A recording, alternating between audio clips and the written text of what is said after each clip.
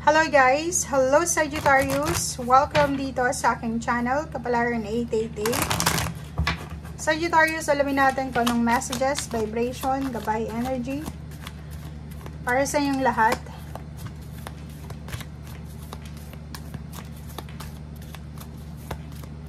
Sagittarius. Okay. Wow! Ang barahan mo, Sagittarius, is medyo resonated siya sa Leo. Pero dito sinasabi na siguro lumaki ka, Sagittarius, sa mga magulang na masisipag or the other way around, mga tamad, or yung may mga influensya ng past, di ba? Yung parang mayroon tayong posibleng nakuha from our elders na positive, mayroon din na negative, parang ganun.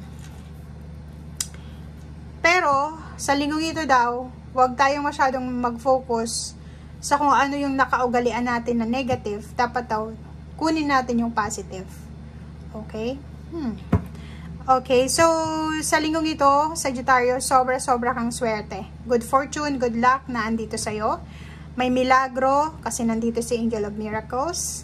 May posibleng milagro na parating sa'yo. It's either unexpected money, relationship, or pwedeng travel, or unexpected na baby. Comment down below if resonated ka, Sagittarius.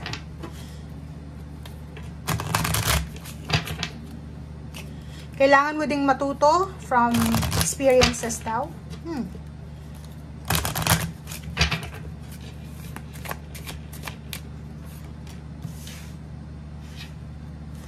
Ganyan din siya, oh. Diba? Kita nyo ba, guys? I hope nakikita nyo. Kasi eto, tsaka legends, pareho din yung sinasabi niya. Na kailangan nating mag-reflect or mag-isip or kailangan natin pag-isipan ang bawat desisyon na gagawin natin sa linggong ito. Isipin natin yung mga past natin, past decision na nagkamali tayo. Kailangan mo daw na i-correct yun or kailangan mo yun na baguhin, parang gano'n. So, magkakaroon ka ng pagkakataon sa linggong ito na balikan yung mga hindi magandang decision making sa buhay mo. Kaya pala meron ditong milagro. So, it's a miracle. Pwede mong ma-correct yung mistakes mo or hindi mo na maulit siya. Angel of Miracles, protected by angels. Sinasabi ng barahan, lahat ng mga gagawin mo sa linggong ito, Sagittarius, ay protektado ka ng angels. So, ibig sabihin, hindi ka dapat nag-aalala kasi kakampi mo ang anghel. You are cherished by the angels, you are protected, you are loved, and may milagro na posibleng dumating sa'yo. Okay? And yun, walk in beauty, appreciate. I-appreciate mo sa linggong ito, Sagittarius, ang lahat ng mga nangyayari sa paligid mo, maganda o hindi maganda. I-appreciate mo kung nasa ang lugar ka sa ngayon. I-appreciate mo yung pamilya mo. I-appreciate mo yung nagmamahal sa'yo. Negative man or positive, i-appreciate mo daw.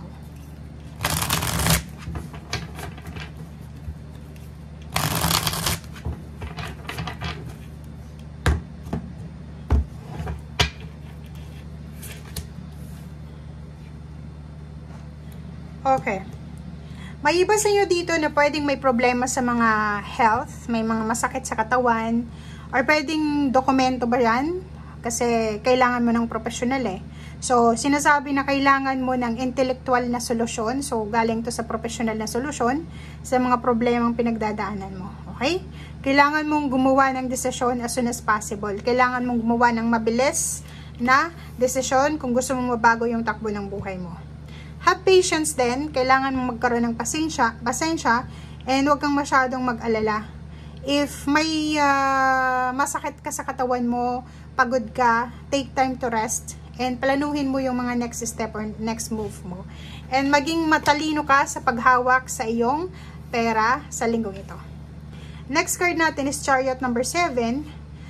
Sinasabi ng barahan na may success, may good fortune, may milagro, na posibleng darating sa'yo sa linggong ito dahil sa sobra kang masipag, sa sobra kang madisiplina, sa sobra kang dedicated, and marami kang pwedeng i-celebrate na accomplishment ikaw yung nasa spotlight ngayon eh. Pwedeng, Sagittarius, ikaw yung bida sa ngayon. Parang gano'n. Okay.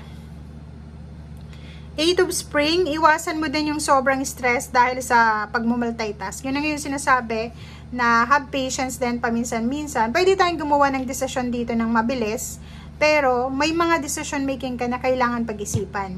May mga bagay-bagay ka sa linggong ito na kailangan na i-focus, priorities. So, yun yung kailangan mong gawin para hindi ka ma-stress. Okay? And huwag kang mawala ng pag-asa, lalo na sa mga iba sa inyo dyan na nawawala ng pag-asa sa future nila.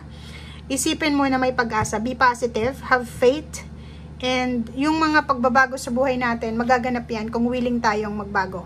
Okay? And ito yung pinakamaganda, kasi may King of Spring ka, sinasabi na isang financial windfall, uulan ng pera. Pwedeng mayroon ditong unexpected na salary increase, bonus, or money na darating sa'yo. Ingatan mo din na ma-distract sa linggong ito, lalo na kung may ginagawa ka or may kailangan kang bigyan ng focus. Huwag kang masyadong tumingin sa kung ano yung wala sa'yo. Yun nga yung sinasabi ko sa kanina, i-appreciate mo kung ano yung meron ka para hindi ka makaramdam ng discontentment. Okay? And kung ano man itong plano mo, ituloy-tuloy mo na siya. Stand up for yourself. Okay? And embrace your true purpose. The Fool, sinasabi na may mga pagsisimula na darating sa buhay mo, bagong trabaho, bagong relationship, bagong lugar. Trust yourself.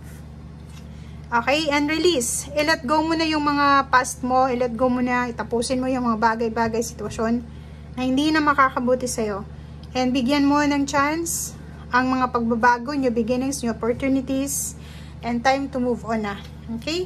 Last card natin is, sundin mo kung ano yung nagbibigay saya sa'yo. And, maging consistent, assertive ka sa mga decision making mo. Huwag mong sayangin yung energy mo, huwag mong sayangin yung motivation mo, yung determinasyon, yung passion, yung excitement. Like for example, huwag kang papasok sa trabaho na hindi mo naman gusto, huwag kang papasok sa relationship na hindi mo naman gusto, huwag kang papasok sa isang bagay na hindi ka naman magiging masaya. Okay? So, huwag mong sasayangin yung oras mo sa pagpili, sa pagdedesisyon.